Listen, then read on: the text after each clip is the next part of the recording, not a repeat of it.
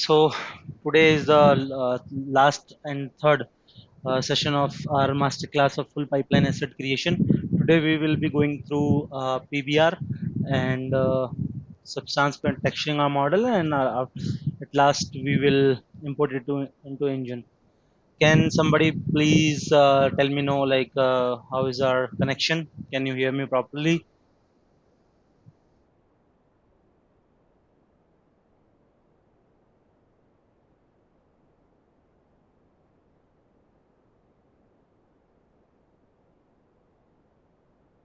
Yeah. So who am I? My name is Kabir Kumawat, and I started learning my 3D designing course right after my school, and I have worked while studying as a freelancer for some time, and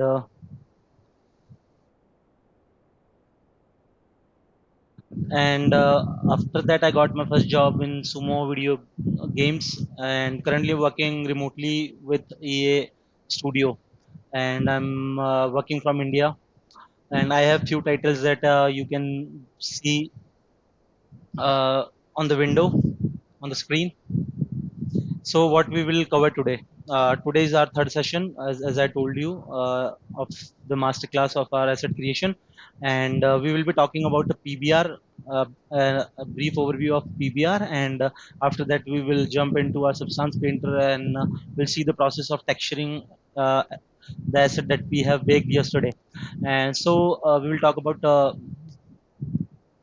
importing our assets into Unreal Engine, and after that we will be having a Q&A session. So I'll just quickly speak about it, like what is PBR. So PBR, which stands for physical based rendering, is actually a rendering technique used in common video graphics to create more realistic and accurate materials and lighting in virtual environments. It aims to stimulate it aims to stimulate the behavior of light in the real world, resulting in more believable and visually appealing textures and models. To create realistic textures and models of metals and non-metals using PBR. To understand PBR workflow, PBR actually evolves the use of physical accurate materials and textures. It follows a specific workflow that includes creating textures and materials or texture maps such as albedo, metallic roughness, normal and ambient occlusions based on real-time, like real-world examples. So, we can search for physical PBR charts on internet, and we can find like accurate sRGB values of our albedos, or like we can get the details about roughness of our material what we are creating, whether it can be a plastic material or metal, how rough or how smooth its surface can be. So those values can be found on internet with physical based charts. So we will begin with creating the albedo map, which represents the base color of our material. For metals, the albedo is usually a tint of metals color. Non-metals can have a variety of like colors and variations in them. The metallic map defines the area of our element, which is a metallic surface or a non-metallic surface.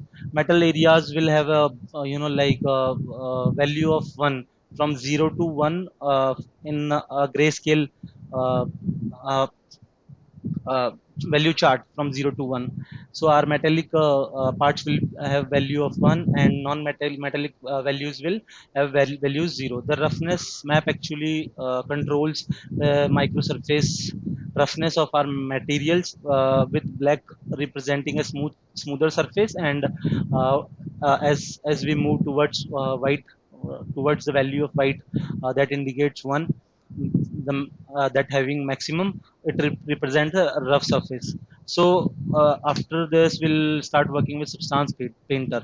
So as I told earlier, and as I've shown earlier yesterday, that we like imported our model into the substance painter, and what things to like keep in mind before importing our models into substance painter, and the process of baking and UVing, and optimizing tips as well.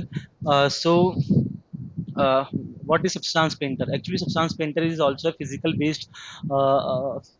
based it has physically based materials that give us more accuracy, realism to achieve our triple assets, and it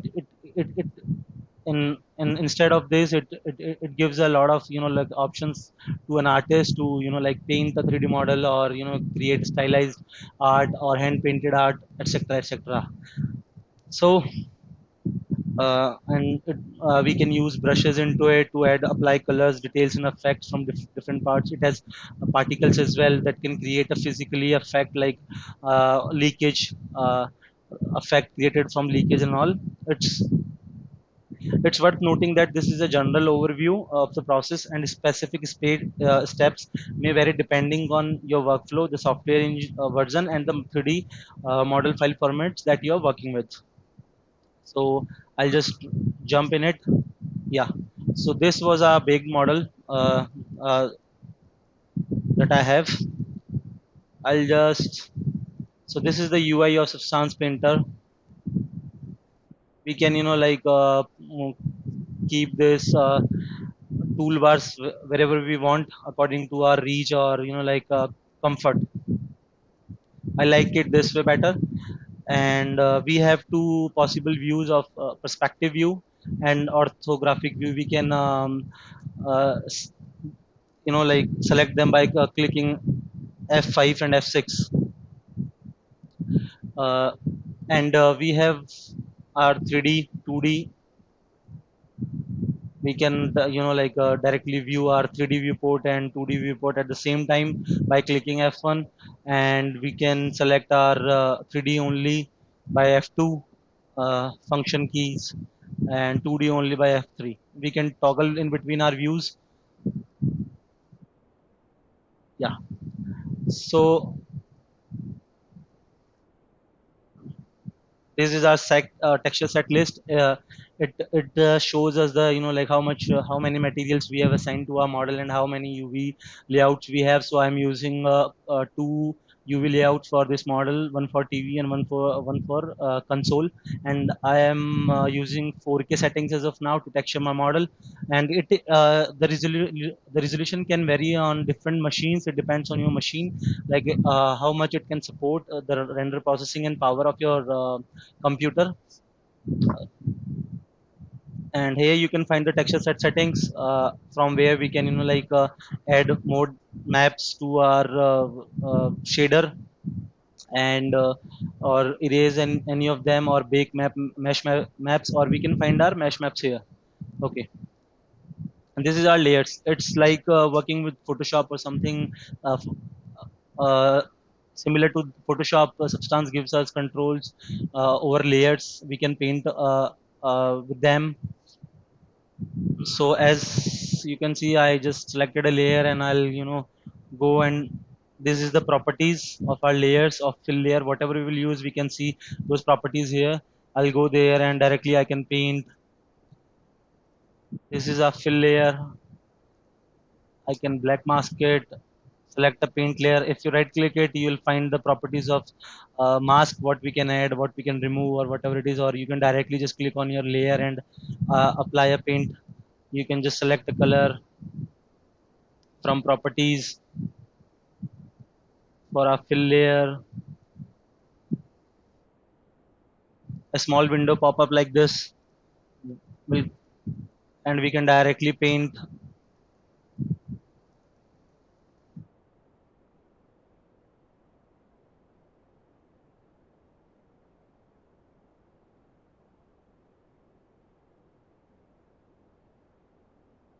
Wait a second, some technical issue I'm having. I'll reset my UI brushes.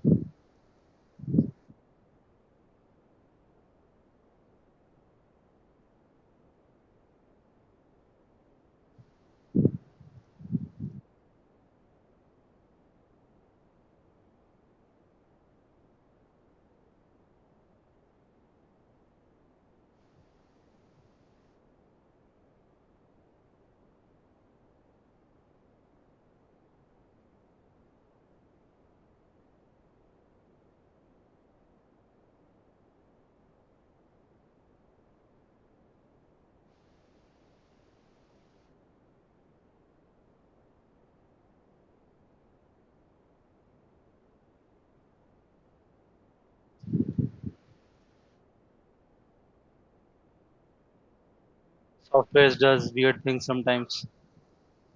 I'm not sure what is happening here. Check. Okay, I think a printer is broken. I'll reopen the file.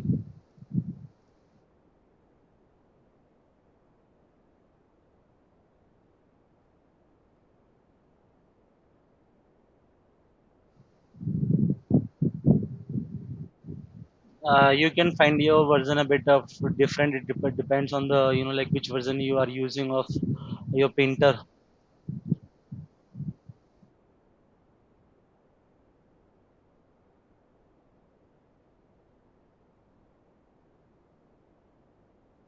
I'm unable to use. Yeah, it's working now.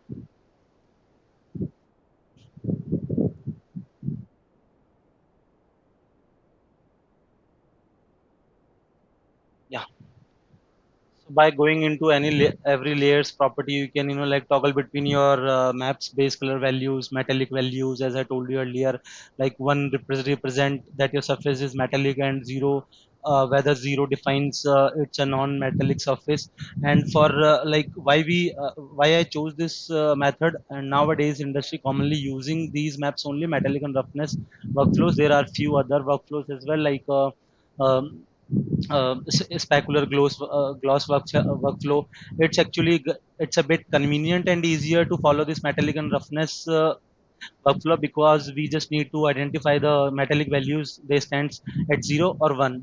There's no like mid values or something. Like you can tweak a little bit to get the best results you want to get visible in your Unreal Engine, but that is not recommended.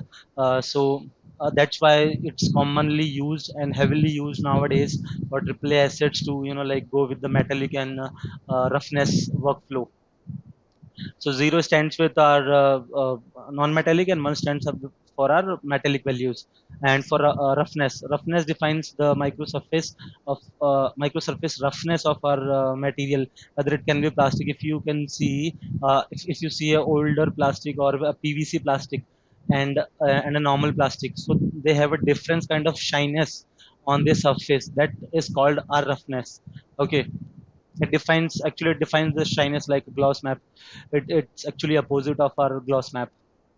And here if you want to put any kind of normal details, and here you if you are adding any height details or something like that. uh, so I'll just like I can go ahead, and this is my library menu. I can find all the libraries here. There are project. If you can import any specific image out of Substance Painter, you created anything in Photoshop or anything, you can just import it, and that will directly you can directly assign them into this project folder, and you can keep them as your project specified only. And your starter assets, okay, this includes your materials and your assets. So starter materials are actually the basic materials, and all libraries includes so Painter like provides us a lot of like options to choose from based on PBR materials. Okay, these all materials are physically based.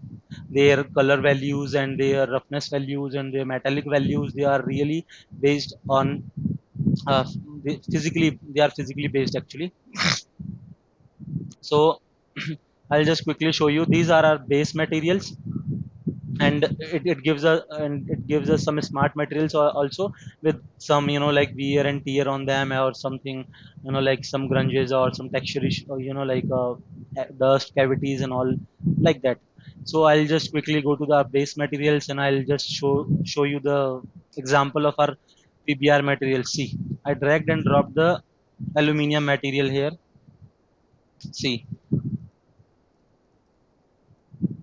I can just add a mask here and paint layer, and I can select by pressing 4. If you press 4, you can select your model, or you can choose it from here. It's a selection tool, polygon fill tool.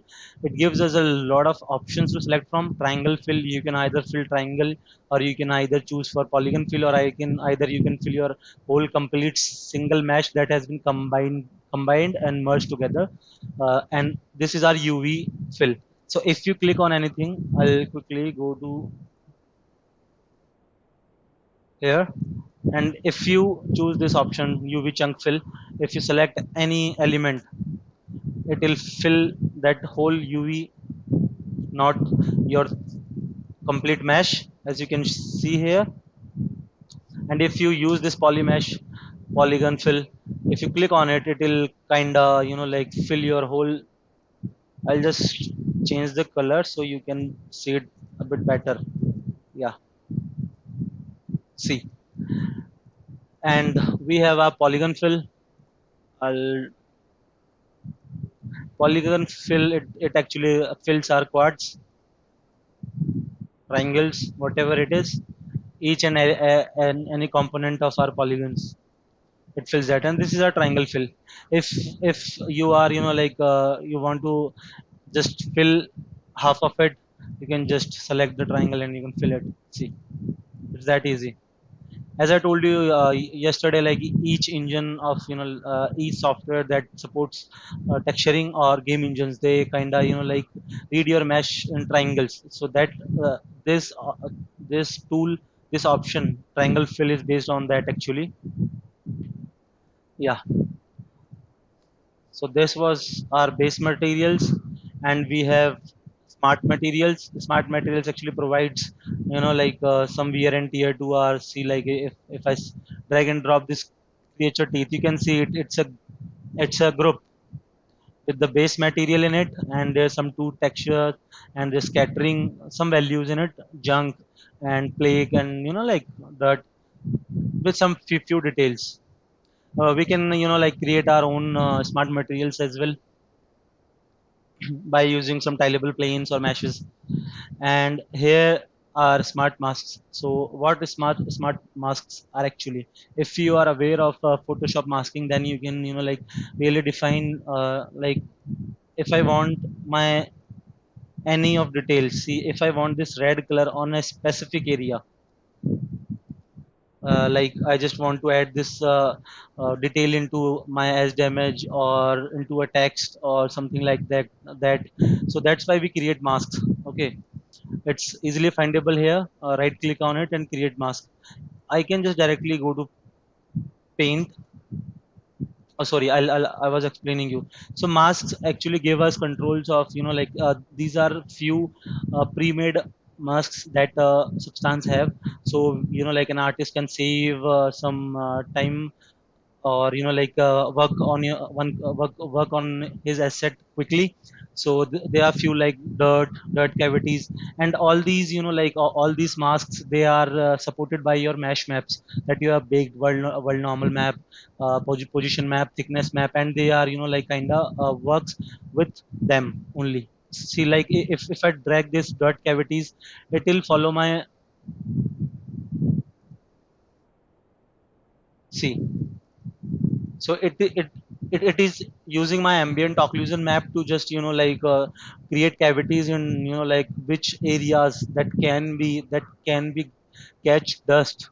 Okay, in real world, if you see an example, if you see your TV in your home, or your AC cooler or your computer, it always starts getting dust in the contact areas actually. So it works like that. These maps supports to these maps support our mesh map. Sorry, these masks support our mesh maps, so we can control that through mesh maps. Yeah. And if I want to like quickly add some edges to it, like some edge damage to my model, some damage. See, it directly captures the edges through cavity map, curvature map, or curvature map. So these supports our mesh maps. That's it from this side. And this is our like some shaders. Okay. Oh, sorry, filters. These are filters that like we used to use in Photoshop. Now it have taken place in Substance Painter. So we can directly, if I show you something like, I'll show you a few of them. If I go to paint, I paint this area out. Okay, I give it a bit of height here. Okay, and I just wanted to add a filter. I just drag drop it here. I'll just right click it and select add filter. This will work on the below layers or paint layers or grunges or patterns, whatever it has. So I'll just select from here blur. Okay, and I can tweak the values, blur intensity C. You can see what it's doing. Or I can select others like bevel. If I go bevel and I play with it, smoothing, see. So these are, just go ahead and try them out and work with them, and whatever works for you, you can enjoy it, use it. These are paint brushes. So as I told you earlier, Painter always gives us freedom to paint our 3D models like this. If you want to add any custom details, or like paint out something or add something, so there are a lot of options to have play with it. Play with. There are a lot of kind of brushes, artistic brushes, basic hard, basic soft brushes, dirt brushes, or like fiber brushes, or strips or particles as well. And these are alphas. Okay, so hope I wanted to, I want to add a needs a specific detail. I'll just select my brush first. Here I've selected the hard brush, and I'll go to alpha. If I imagine, if I just want to, add an like rectangular shape or a screw into my high detail mesh. Let's see. I'll just click it, and it'll add it here. So that's how we can use alphas. And these are some patterns, uh, libraries for patterns and grunges. Okay, these called are textures. And after that we have environments. Environments are actually the scene where our object is placed. See. So it changes the all over look and feel of the environment. We can just adjust the environment settings from here. I'll extend the environment opacity so you can see it more visibly. Yeah, like this. These are environments. I mostly prefer using Studio Tomoko. It has a natural white light, so it won't, take me away from getting accuracy in my albedo or base color, like giving color to my materials or and all. That's why I use Tomoko Studio Tomoko lighting environment. You can use whatever you want according your preferences or likings. So this was the overview of it. And yeah, we have particles as well.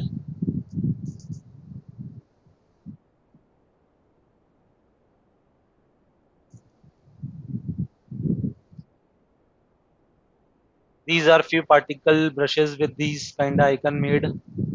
We can,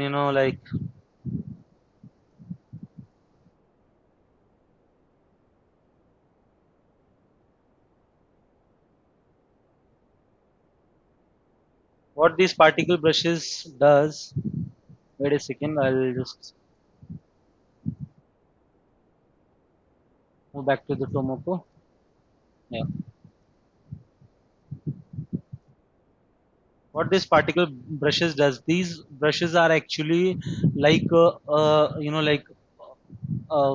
real world examples. They work like a uh, what we call Maya dynamics. Okay, to create simulation of rain leaks, or how they those particular things work, and how they behave with the material. If you drip oil, how it should go, so it goes with the natural flow according to our mesh. If I drop here pattern or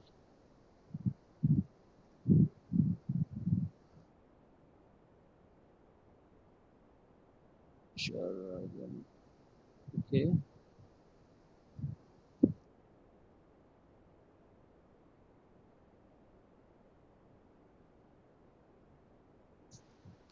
Again, I started having issue with my left mouse click button. I'll show you.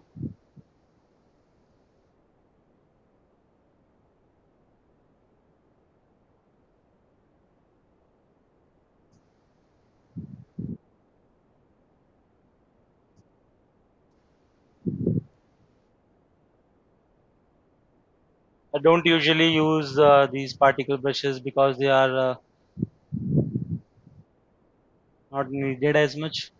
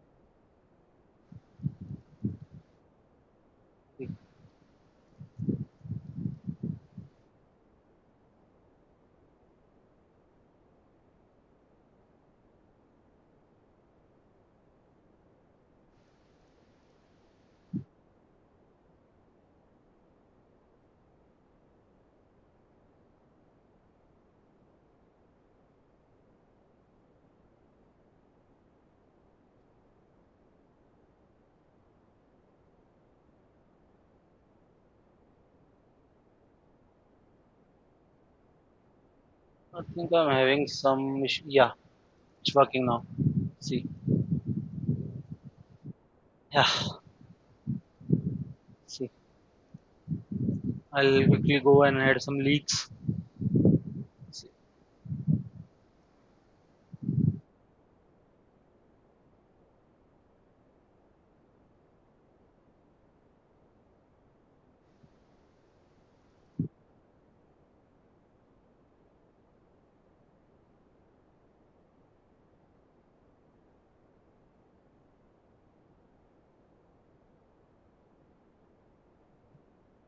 So now moving ahead,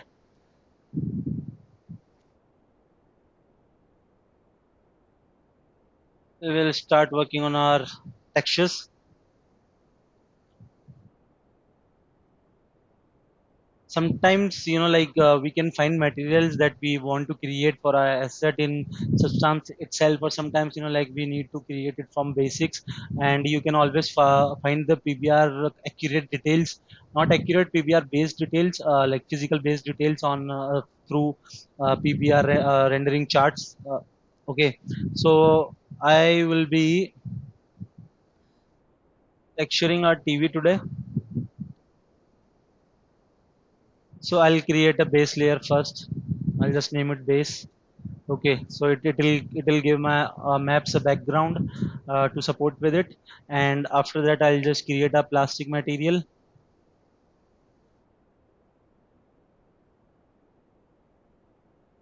So for plastic material, I'll make a group.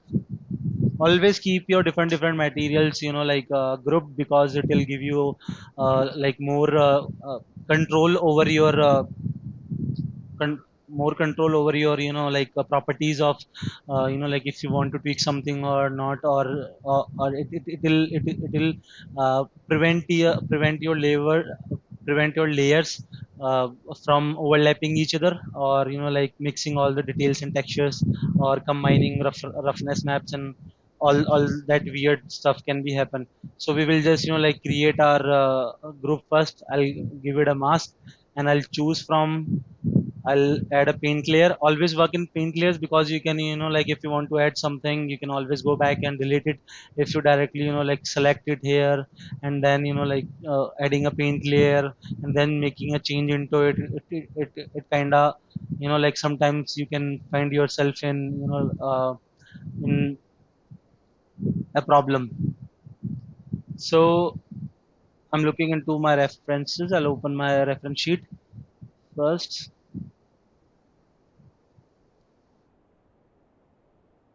Yeah.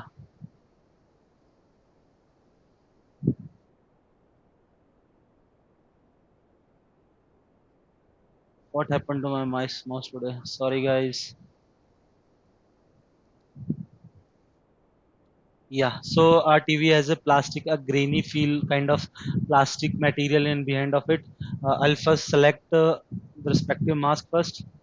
I need this one. I'll add a color selection. What color selection does actually when you bake a ID map?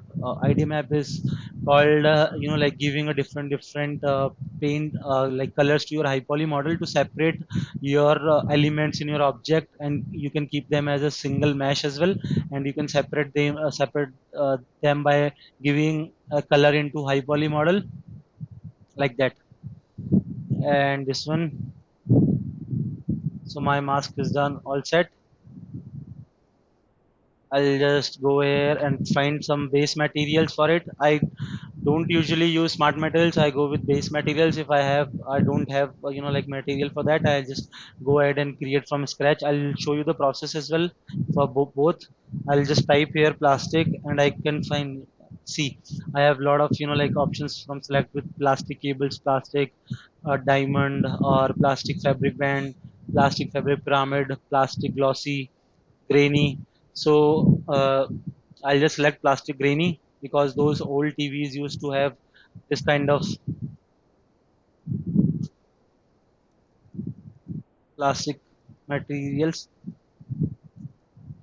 I'll just quickly edit my mask as well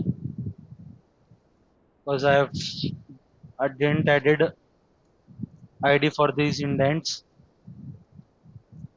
I'll just deselect it. You can just paint it out anytime you want. This one is also metallic, I guess. This one is a plastic thing. Uh, As you can see, it's not looking real at all because every material comes with its properties. As I told earlier, you can tweak with it. There are a lot of options. Projection you can use, like it's like UV projection. There is option for fill. It works according your UV layout. See, that's why we make UVs to support our textures.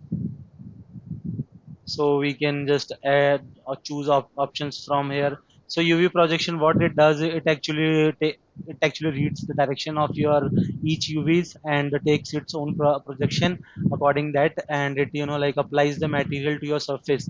But sometimes it can create seams. So as I told you earlier, seams we kept our like to optimize or to relax our UVs. We like added some seams, and we separated our model into different UV islands.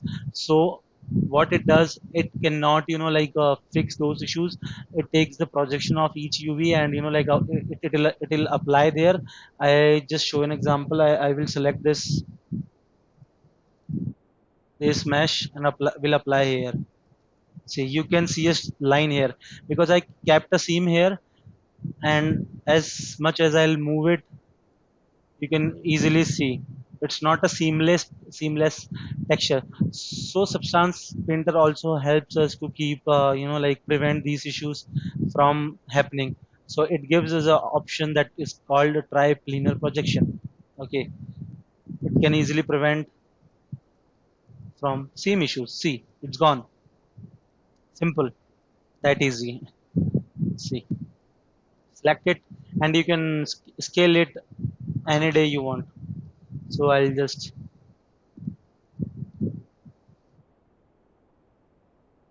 I'll try and replicate my material more. I'm looking into references. I'll deselect these meshes as well. They do not belong here. Okay, I got to prep. I opted for triplanar projection. If is there any seam I want to get rid of, and I can always play with rotation, scaling, or there are 3D projection settings that will pop up if you opt for triplanar projection. You can always like move your details like this in your viewport itself. You can rotate your details whatever you want, or you just like add any values here in the settings. But for this is a plastic generic metal, so I don't need any specific details to add a specific angle or something like that. So I'll just like play with it play with its scaling. I can opt scale physical size. See, it goes to the physical size, or I can opt for tiling.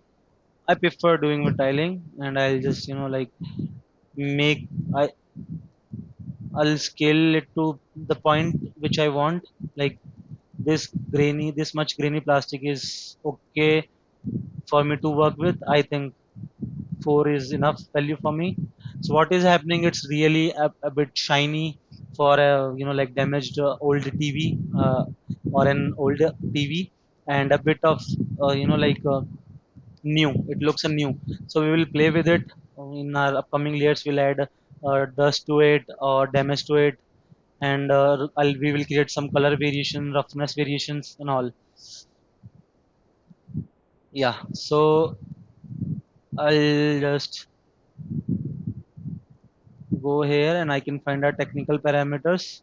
Each base material or smart materials, they have like their few properties in it. You can play with it. Like I can control these grains by adjusting its normal intensity. See, they are less visible now. I want them a bit more less.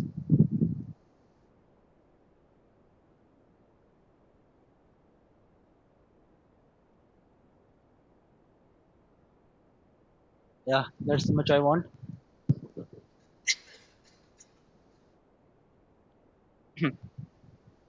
And as I told you earlier, I want to tweak its roughness a bit.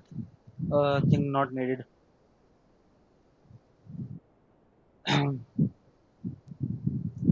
From this distance, we should always think about the scale of the object as well, and how far a player will look into it, or how far like it is like placed in game.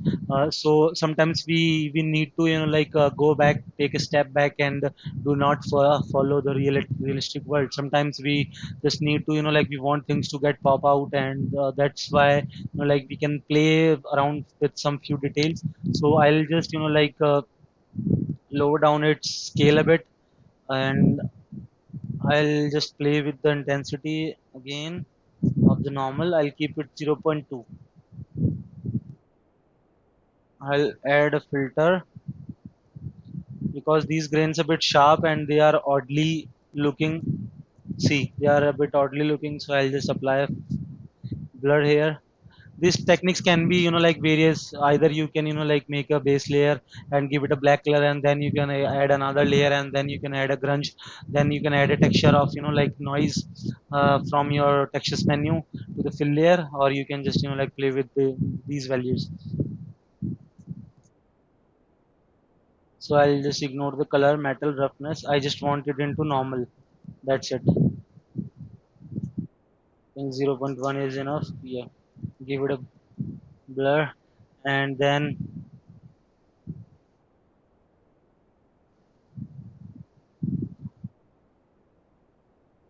Uh, so these grains are a bit, generic.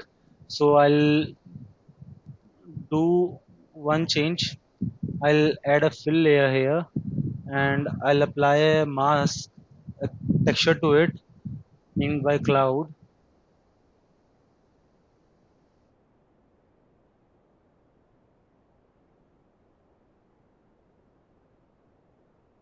I'll subtract it.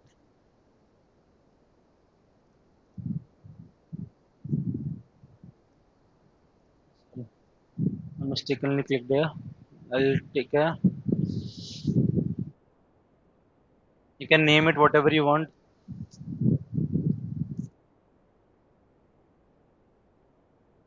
Clean up. Just add a black mask. I'll go to fill.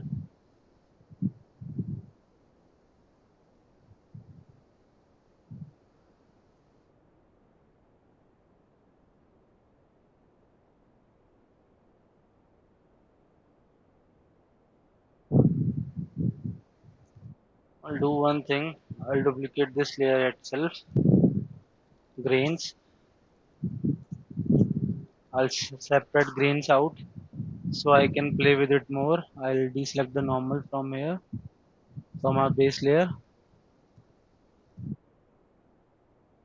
normal, C, and I'll opt for grains here.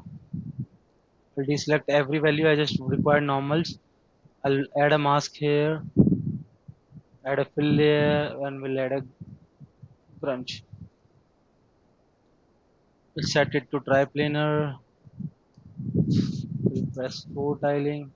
You can see if I play with it, you can see.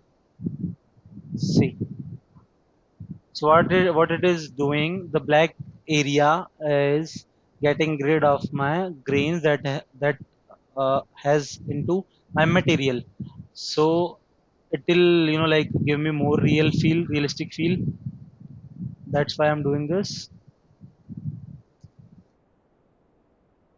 I'll just control the balance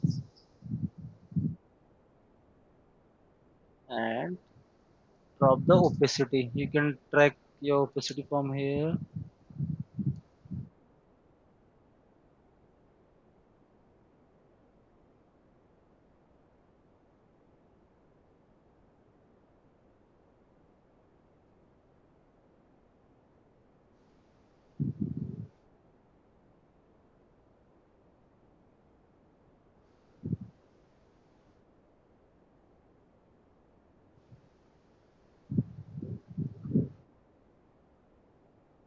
Yeah.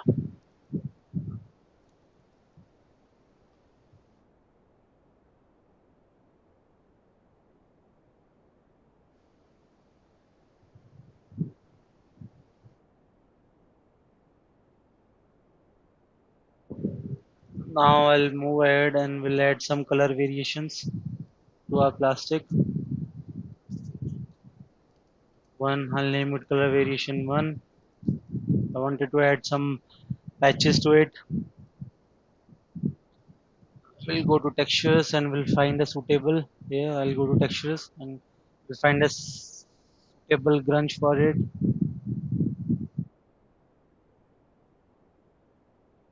And there are few material specified grunges as well, but they always don't support it actually. Like it depends on how you want your like model to come out, or like what kind of a visual you want from your model. So I'll just look for grunge 07. I'll just randomly add this one. I'll just turn off all the other values. We'll give it a try planar projection. Scale it down a bit. Sorry, from here. Try planar projection. 2 is enough for me. 3. We'll play with the contrast and balance. Invert it.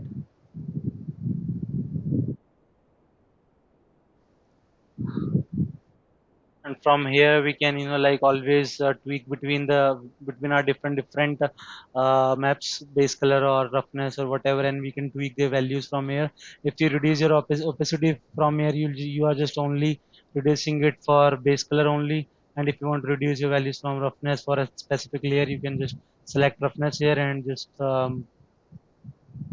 delete it. Oh, sorry, reduce it.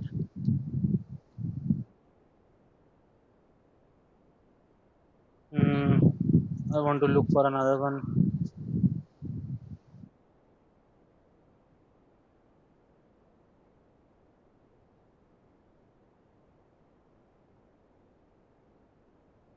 Yeah, I want some. No, not now.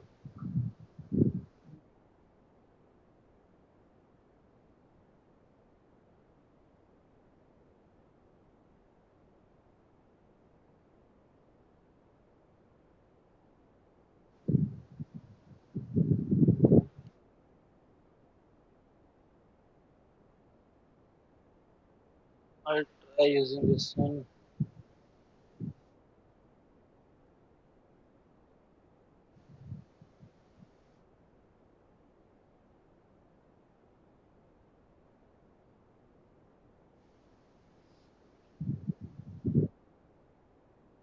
By pressing C, you can toggle between your all the maps, all the channels. By pressing M, you can always go to material mode, or you can select from here. See, or by pressing B, you can check your big maps. So I'm pressing C because I want to reduce opacity of these.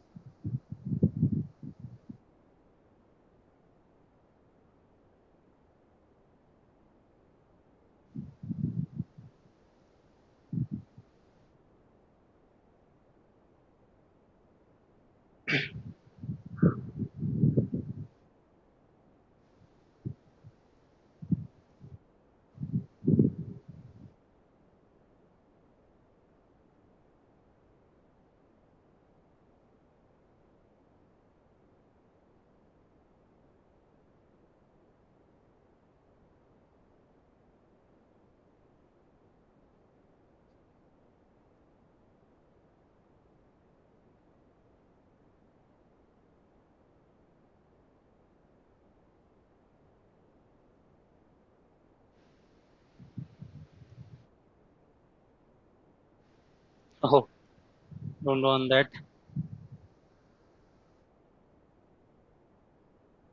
This will work. It's always like a bit difficult to find right grunges.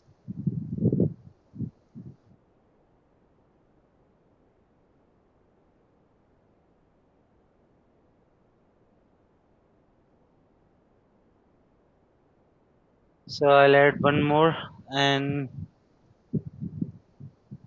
we'll subtract it with it to a subtraction, so it can give me more randomness.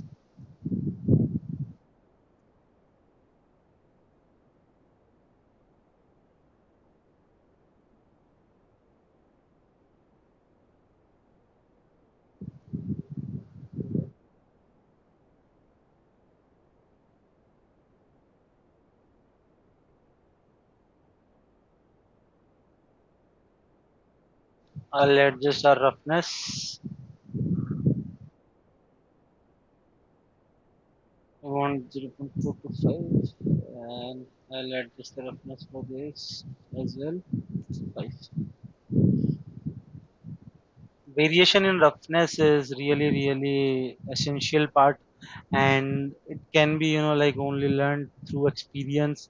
And always like don't feel shy or afraid, just go ahead and play with it.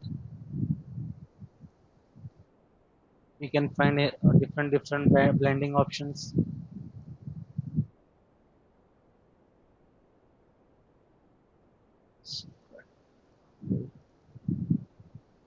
See, it gives me a nice,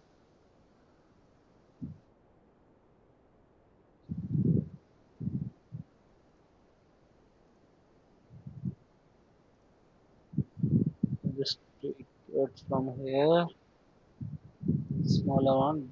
That's all I want. Yeah.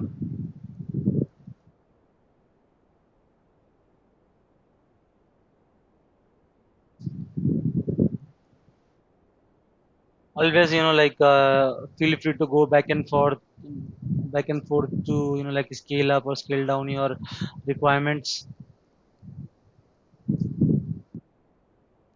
you think what you have done before that needs a change, that needs like anything, you can just do it.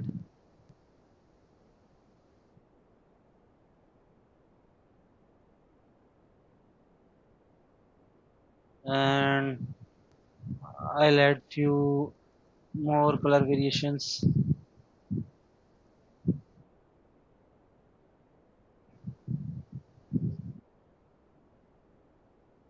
It gives me a like a worn out plastic feel.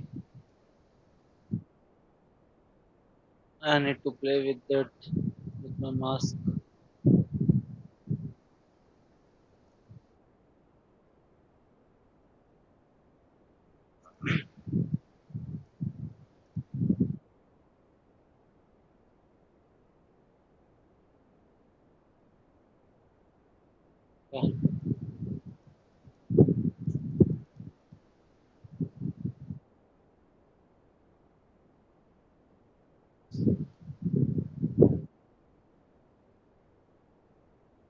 one more layer.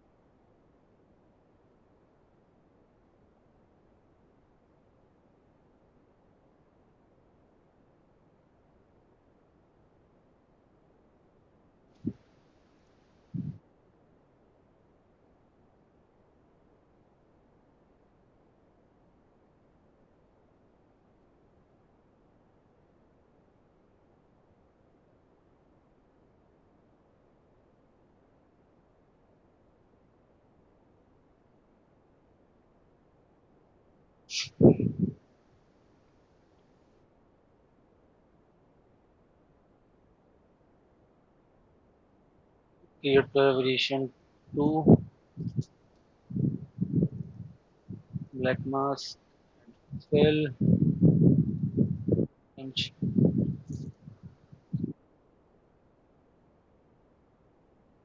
I'll add uh, projection to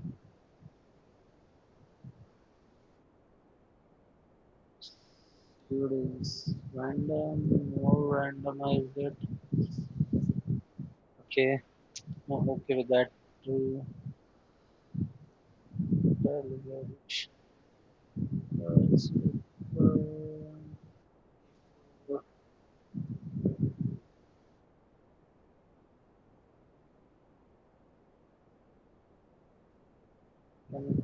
play with my blending modes.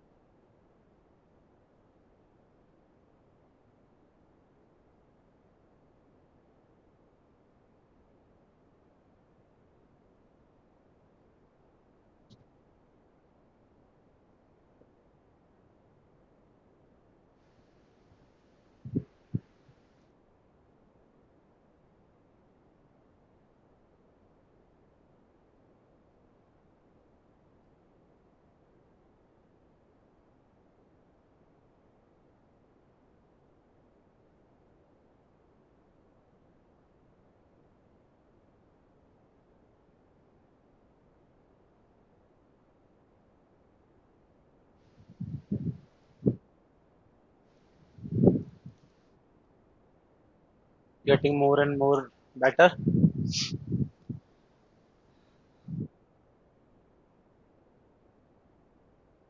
I'll give it a roughness variation.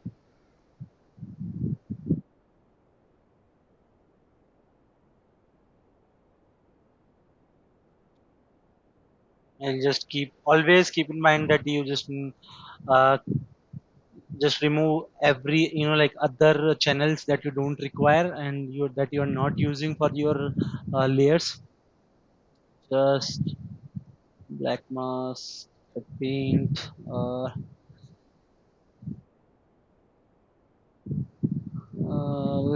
Select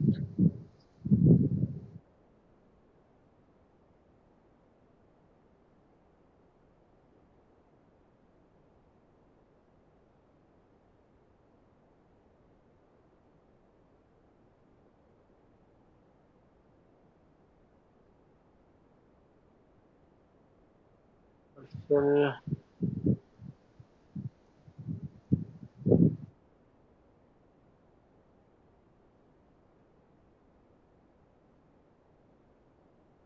file projection to get rid of themes.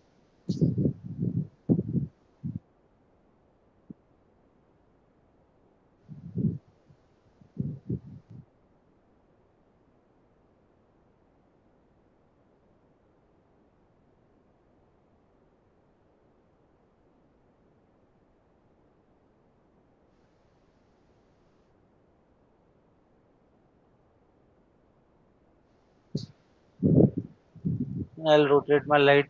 I can see the difference that this.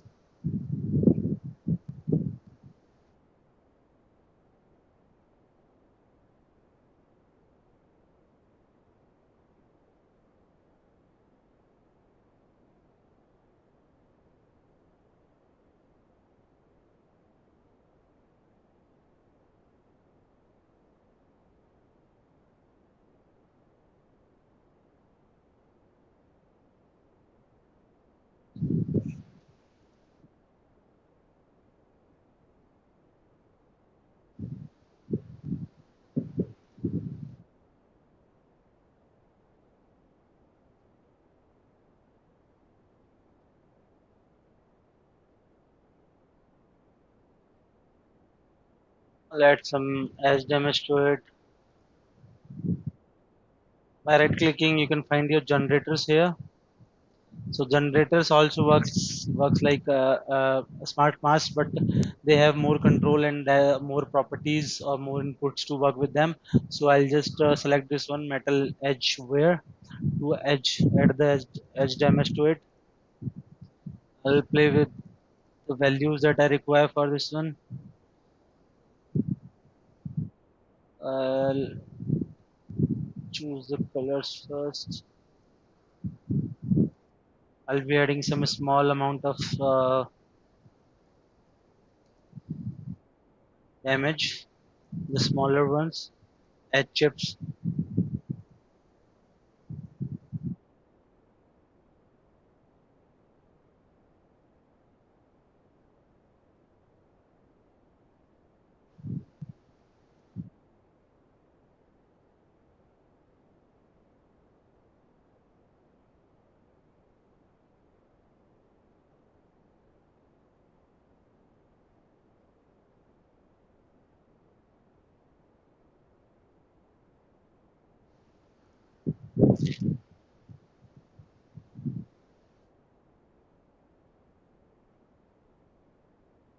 So here you can find the contrast settings for your wear and tear for your generator, your level. You can just directly adjust the level all over level for it. See, I can enhance it and reduce it anytime I want. See, I can like reduce the grunge amount that it has, grunge scale, edge smoothness, ambient occlusion masking. For each mesh map, it gives us a control.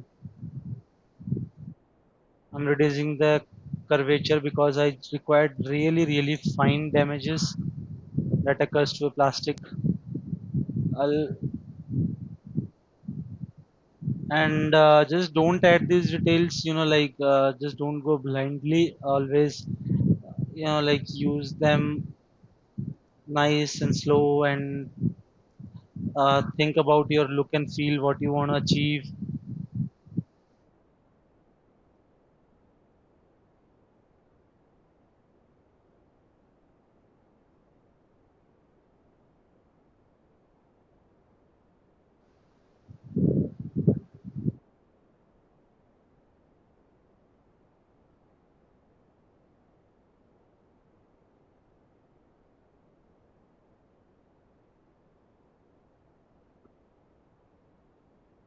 You can just add a paint layer on it, and just go to brushes, and you can find any damage dirt brushes. I use this one, like this. You can play with, you can minimize or maximize your brush size by controlling, holding press and right mouse button, or you just directly you can paint on it. See, like this, paint it, or if you want to erase any area, you can delete those areas, like this. See,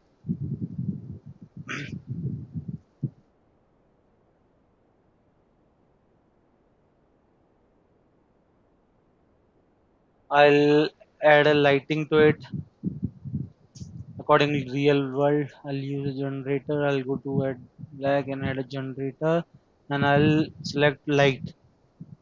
I'm going to add a top light, so I can just like play with the angle.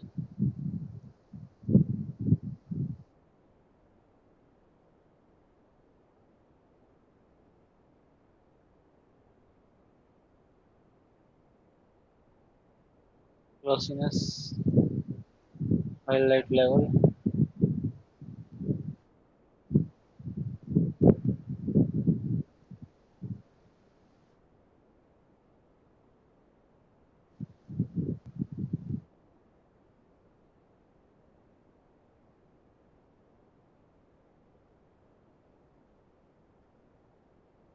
Keep it on overlay.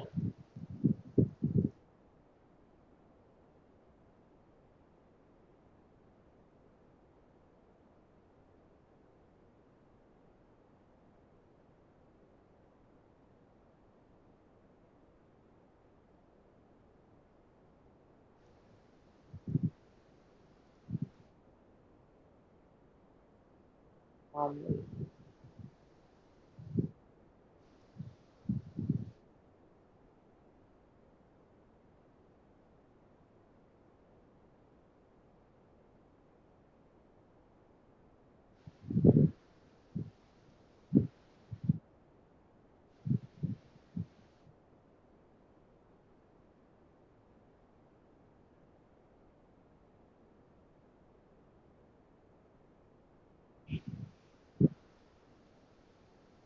then I'll blend it.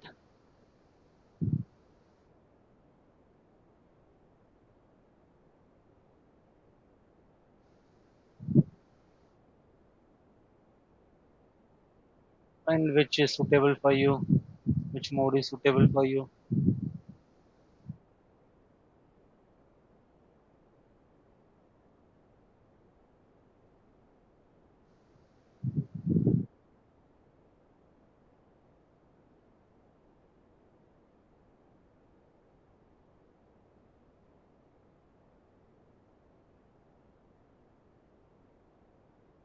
We'll add dirt, contact dirt.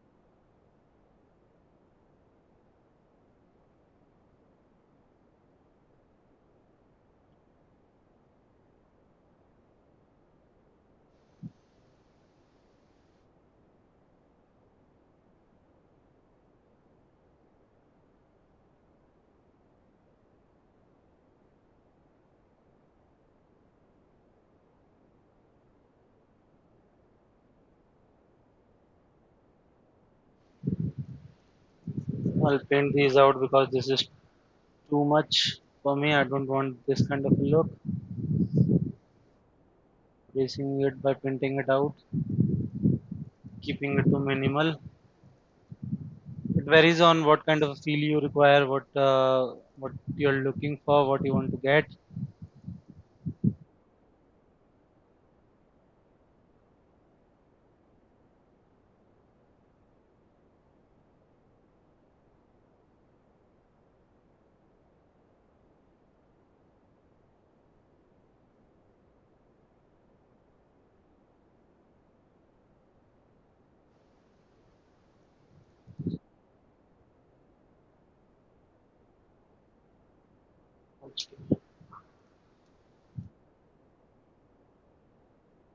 Remove these two. Don't require this much constant and prominent.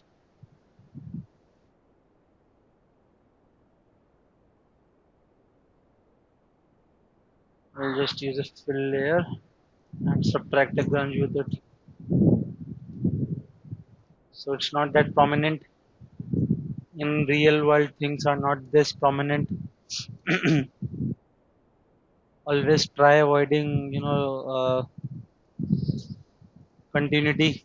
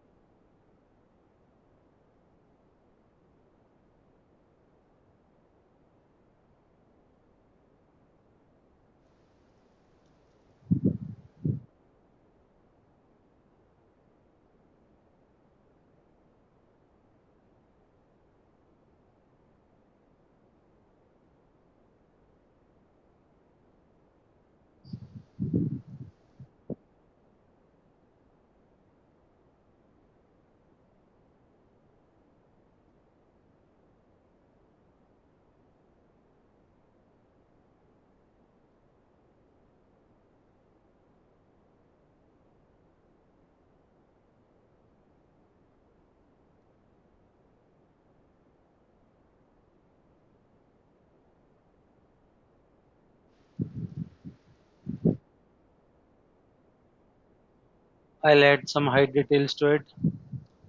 So I keep my all, like height details in a same group. I'll paint few heights. So according to the reference, it has few vents here, some indents here, and some slots here and there. So I'll paint those. I'll just select on height. You can use textures, grunges, or or you can manually paint it. But getting like accuracy, I like prefer using textures. If if you can find few. So for creating vents over here, according to my reference, I'll use the strips texture strip pattern. I'll add it to my fill layer. So what it will does, you can see. Use UV projection. I'll rotate it to around 90 and 35. Yeah, let's scale it down.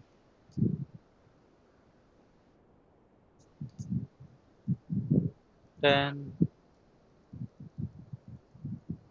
I'll remove it from the areas that I don't require.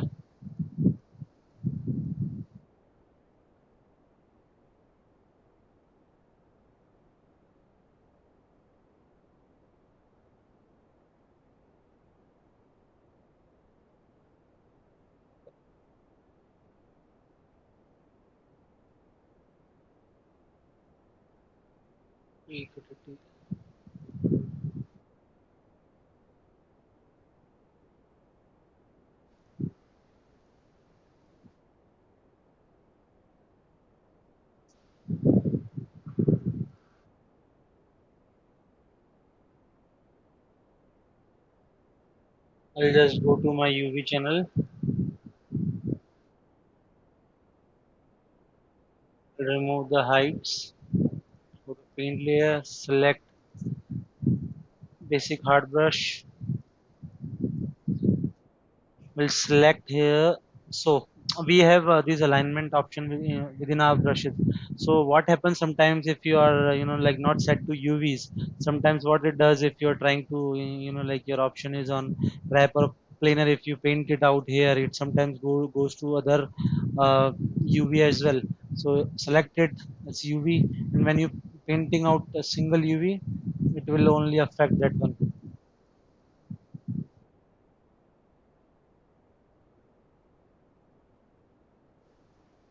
See what is doing?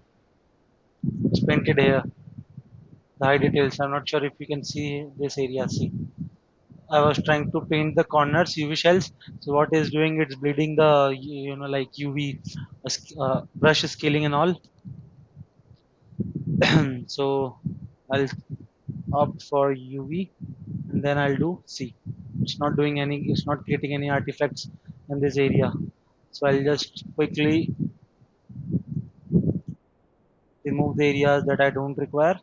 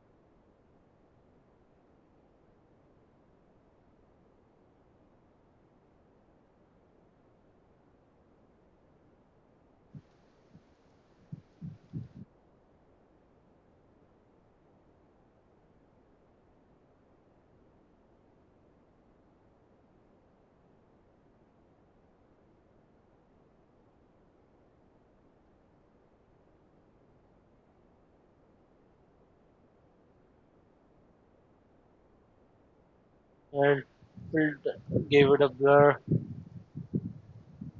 so it can pop out more. Can give it roughness as well and give it a color metallic to make it feel like.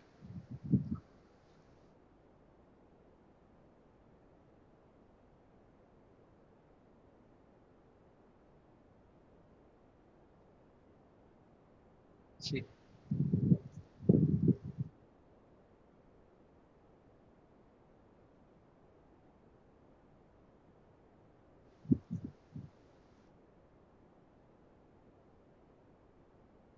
for creating indents that look like a hole, what you need to do, you just need to turn on your metallic value to 1 and roughness to 1 and your color to black, and it automatically look like a, there's no mesh. See, or you can just do not select your color channel as well, that is workable as well.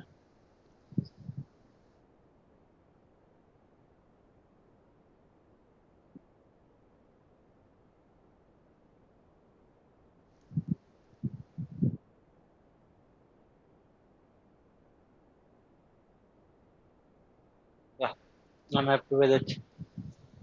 I'll go ahead and create one more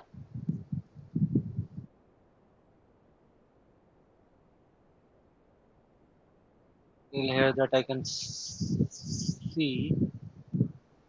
Just duplicate it that I can see in my reference.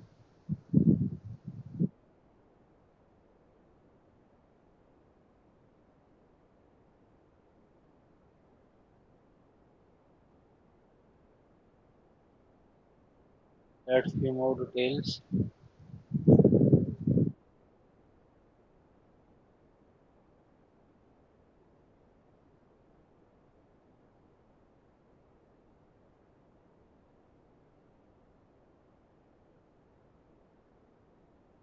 So go to tangent track.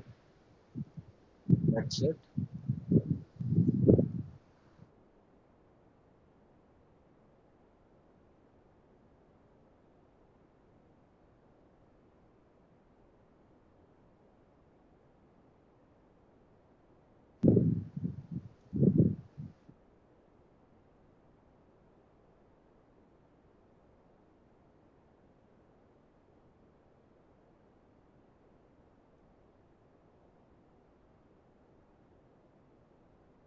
That's how we can, like add high details.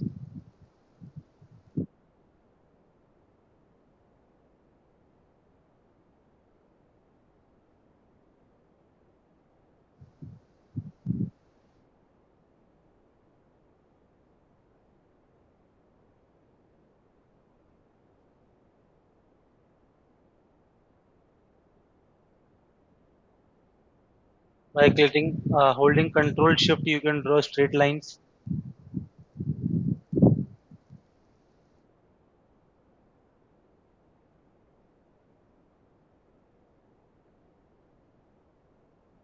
Don't require these dark indents for these ones. You just add a filter, a blur or bevel.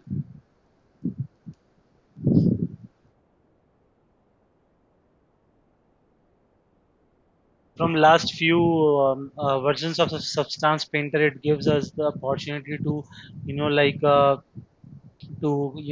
control our these fake heights that we created in Painter itself by anchor points. That I'll share the process next. Before that, I'll create our another material. So I'll select,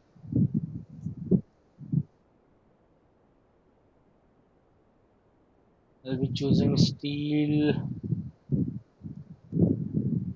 rough for our knob.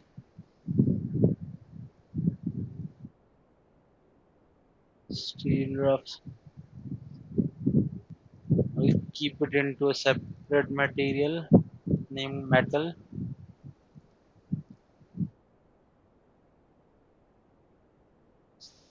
Select the mask, fill them. This one, this one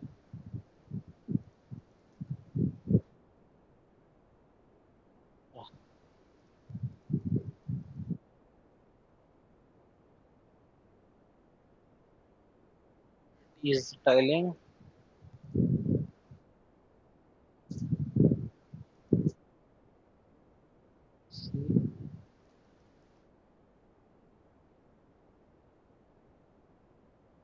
I'll give it hide details. The texture on the knob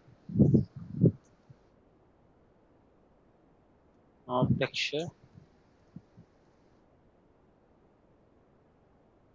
Paint. I'll just cross check where its UVs are. F2, F3. Yeah, this one. I'll again use the strips.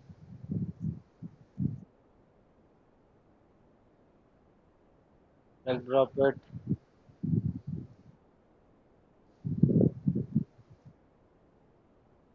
scale it,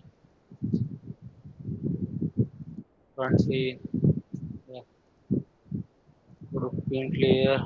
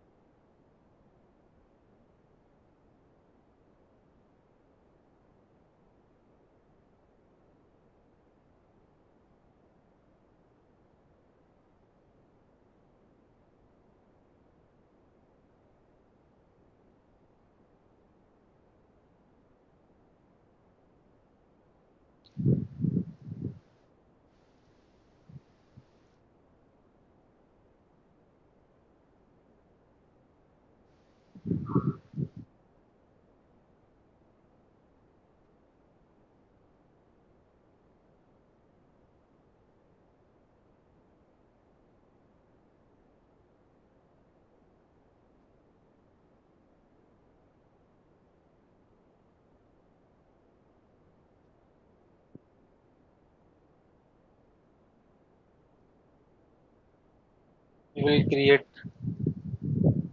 a basic wood texture as well.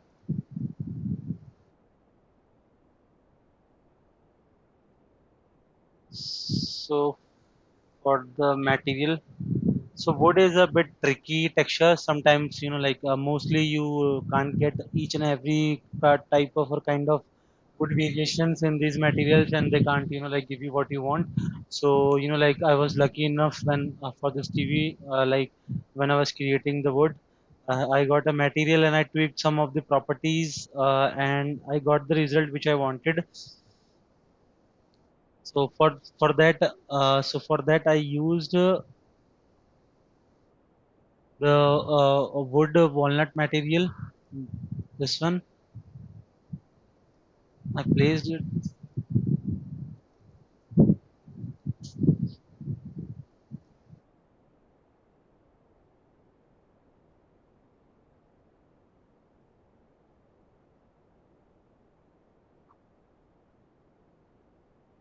I'll just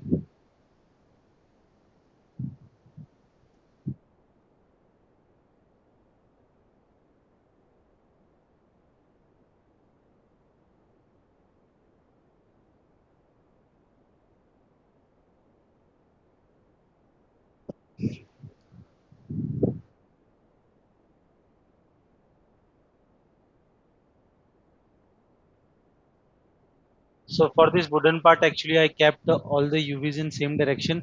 So because I knew like doing a triplanar projection will give me some issues. So I kept all the UVs in same direction so that my UV projection can work here. See what triplanar projection is doing. It's projecting texture from each side and each axis. So this will not work for me. I have to create multiple masks. So I kind of kept my all UVs in same direction. See, yeah. So my wood grains or textures go in same flow. Tweak it a little bit. Okay. I'll play with some of the parameters to give it a nice texture.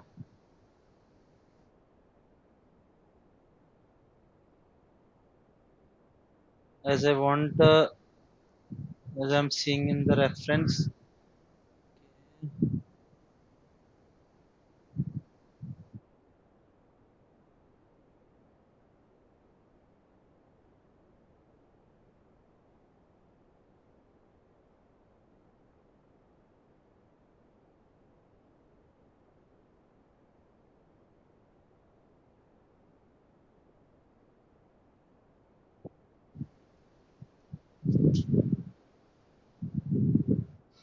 Yeah, this will work for me. And I can, like adjust color from adding a filter, use saturation level, perceptive. I can tweak my color variations here as well.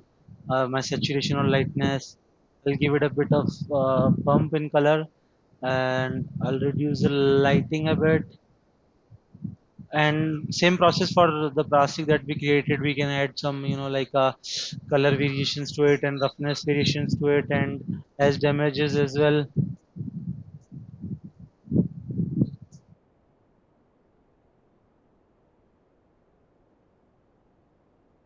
You can look into smart masks as well.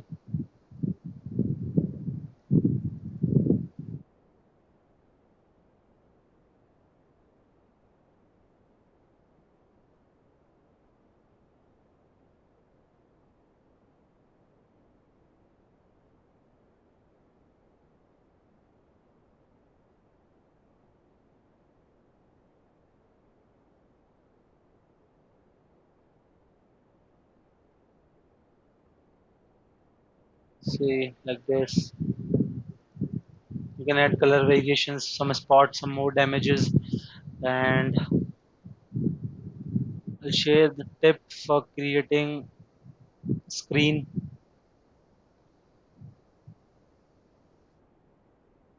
So getting the right color for screens like this, I'll close the console one. I'll isolate it.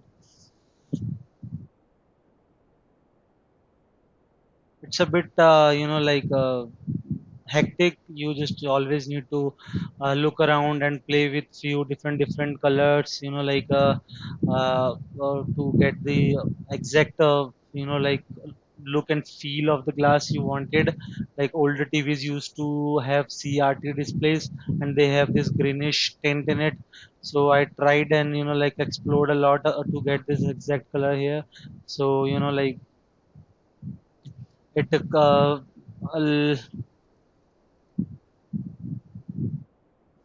give it a full metallic, full roughness,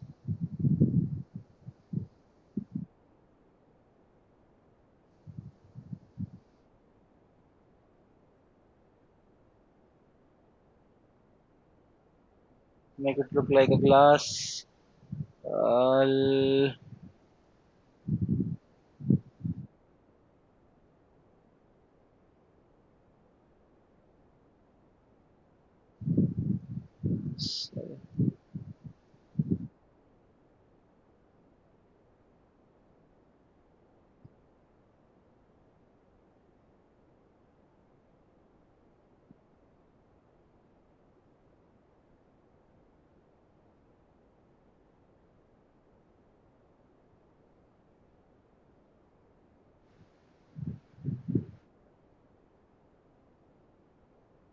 yeah,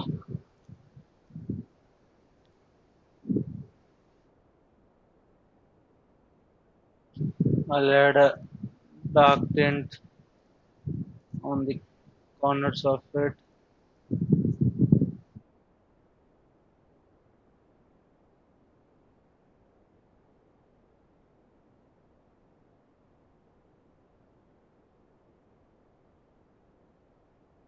Select a brush.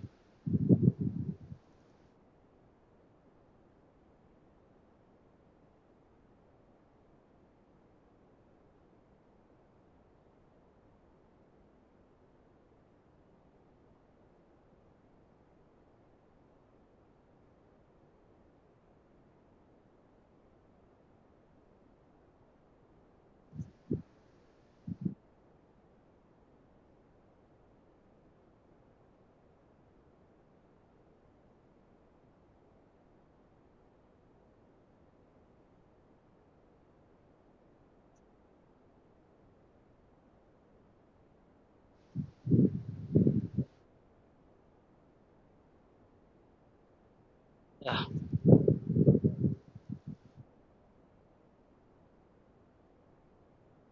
So this was about our texturing, and I want to share my final output with you guys that I have achieved while creating this course.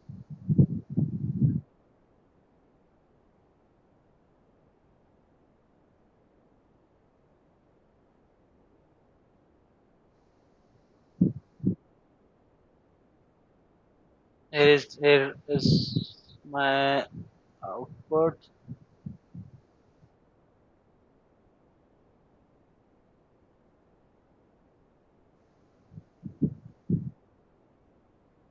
See, playing with various properties. Share my console.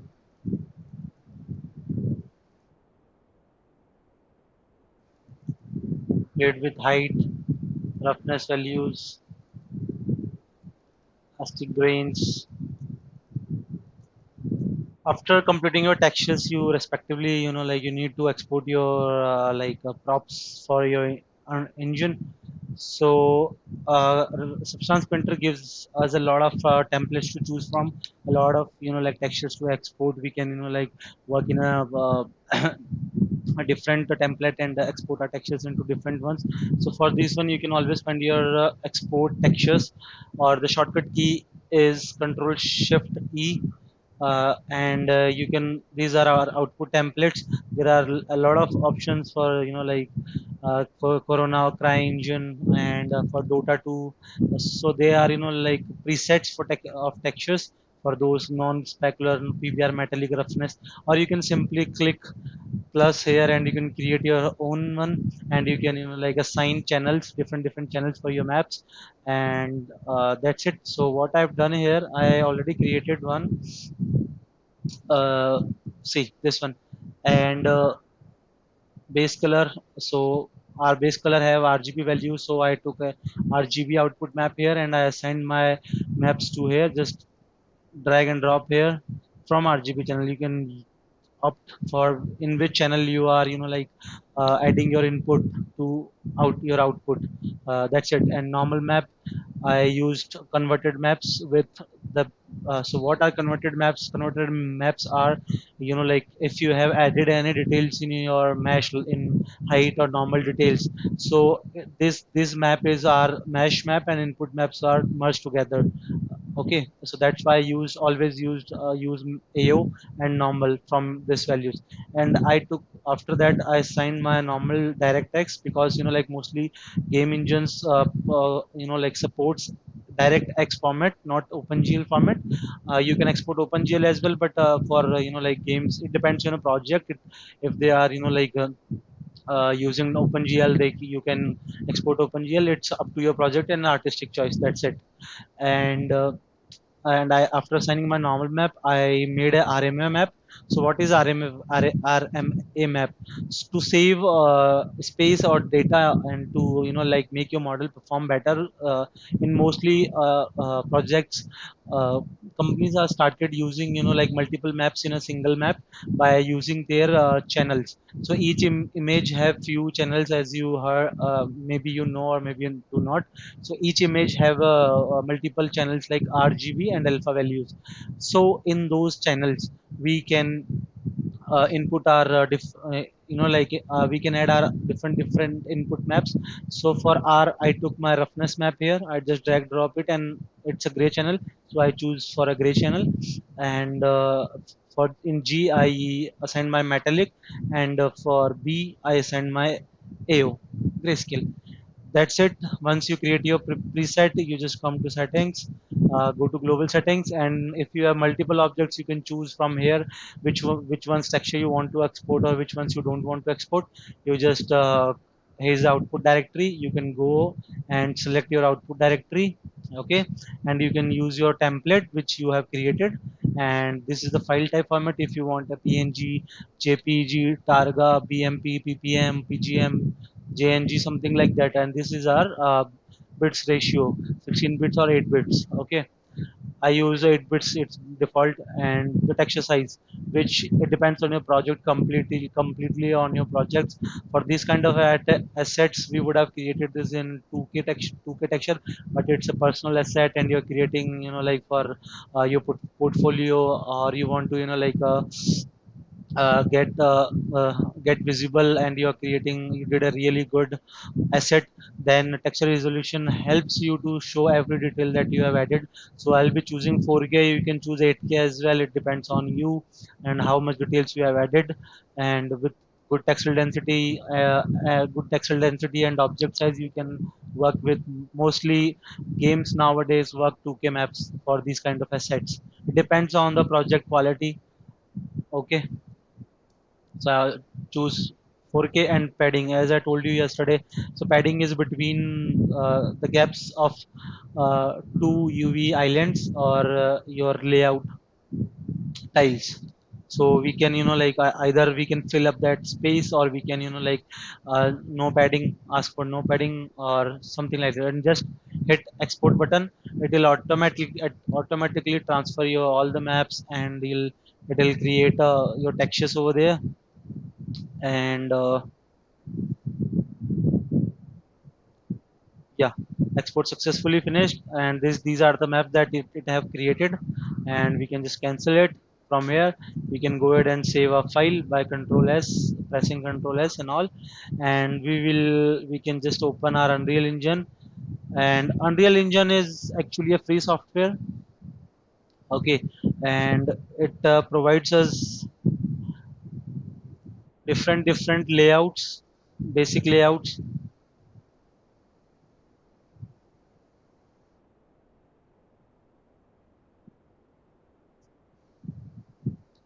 Just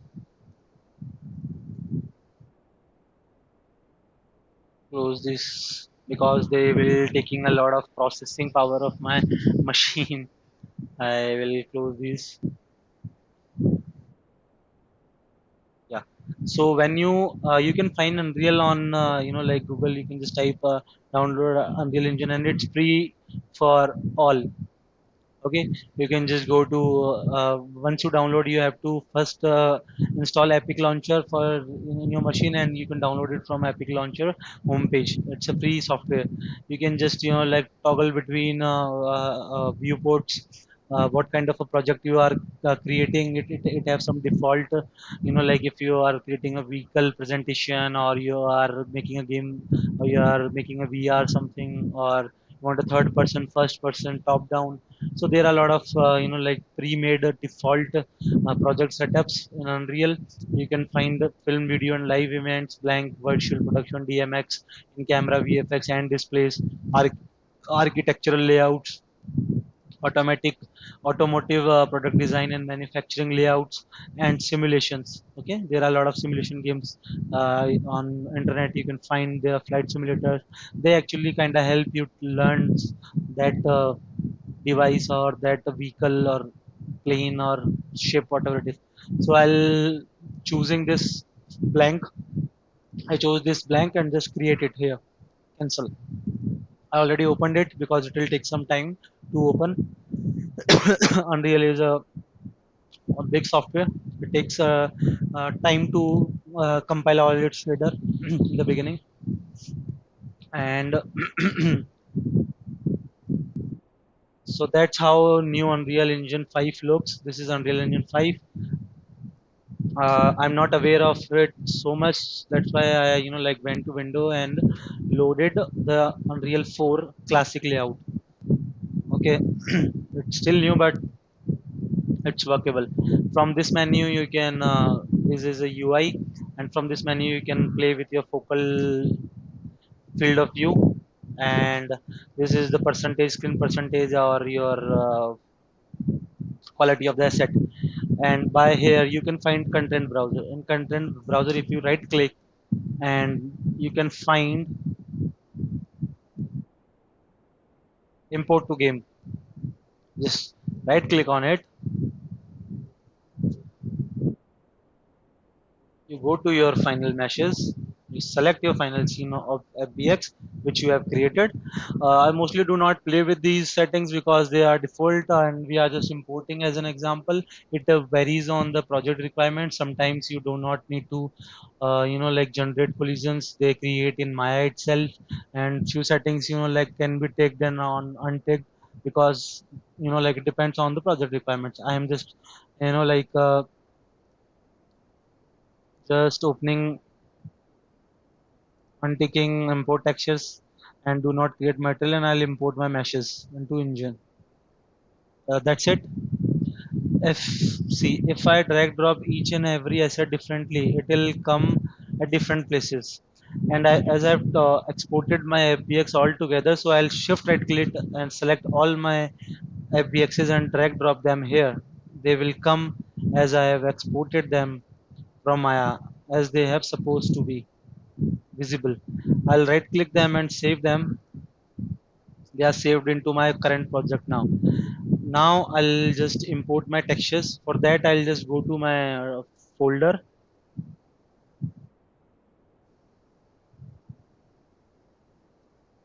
textures folder here. I'll just drag drop them,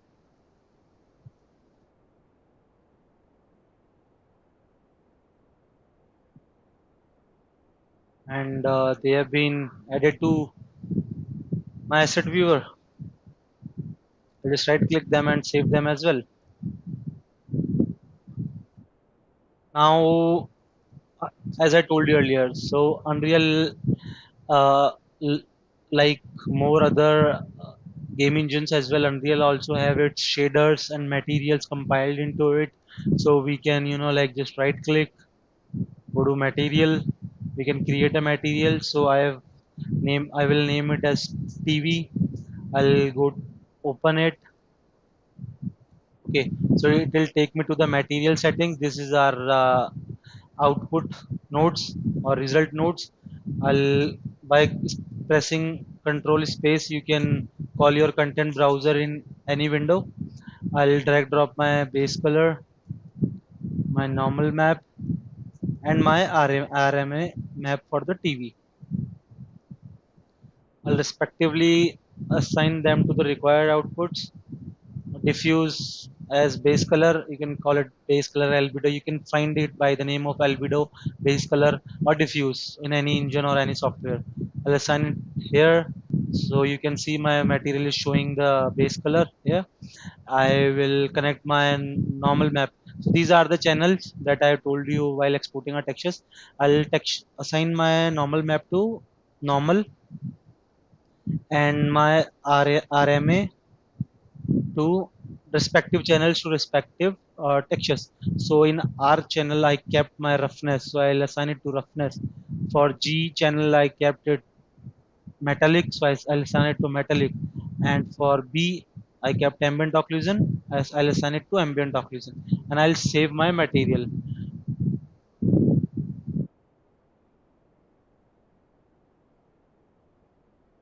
Saving, it's saved. I can just go to my viewport and directly drag drop on it.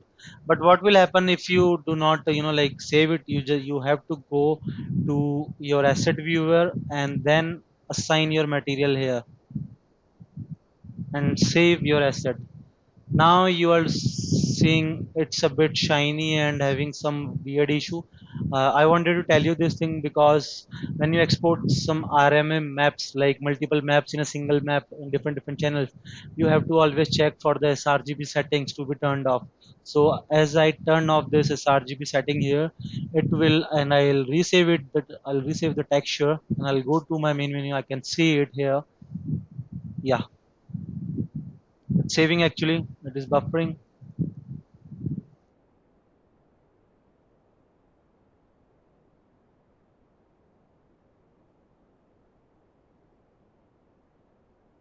Uh, Sorry, not sRGB. You need to select it for masks, no sRGB. I'll save it. My material is having some issue. It's broken.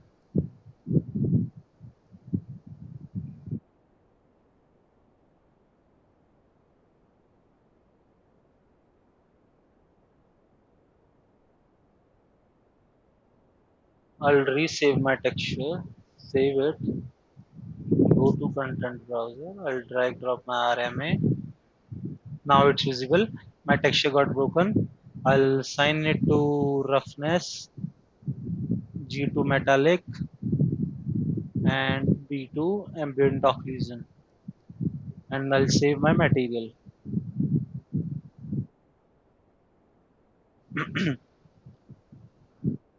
And see. And so after taking into Unreal Engine, it might uh, appeal a bit different from what we were seeing in our 3D texturing software.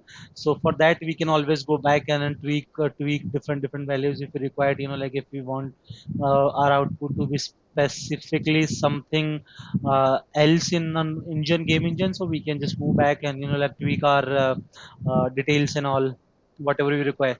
So I'll duplicate this one and name it Nintendo unit. I'll go to RMA. I'll just first, second RMA. I'll select it for masks, no sRGB. I'll save it up before, and then I'll assign my textures to it.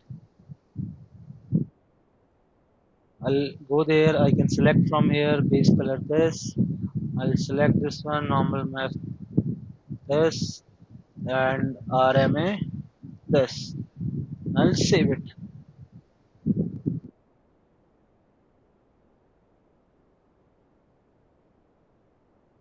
and I'll apply these materials to these. I'll open these one. I'll select Nintendo material and save it. Close it. I will do same for this one because they are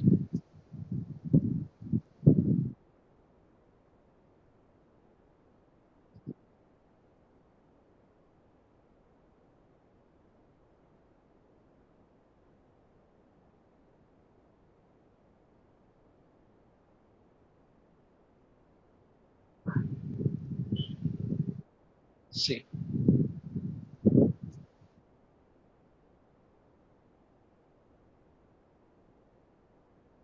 These are item menu outliner. We can just select from here and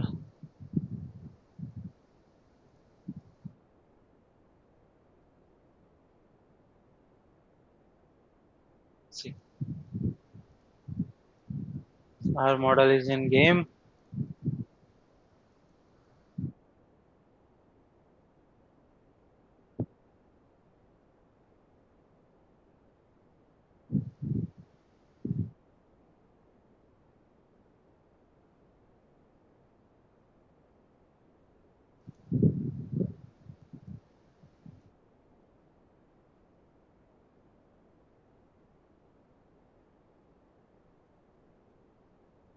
So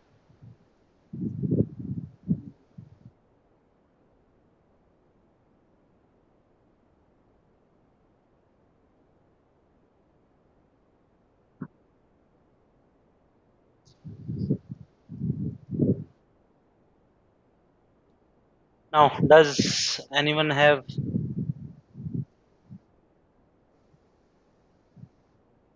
any questions?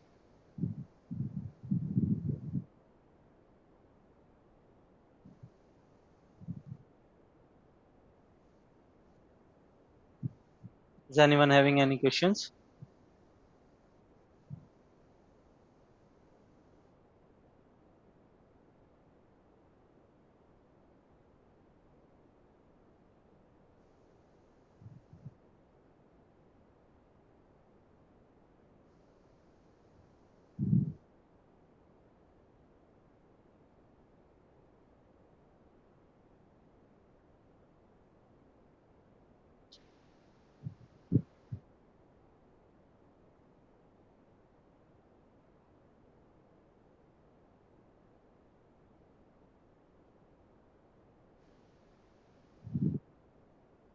No issues. You can always go and follow us on our Discord channel, and we feel free to ask anything if you want to ask anything. You have any questions? feel free to join our Discord channel. Thank you for your attention. Bye bye.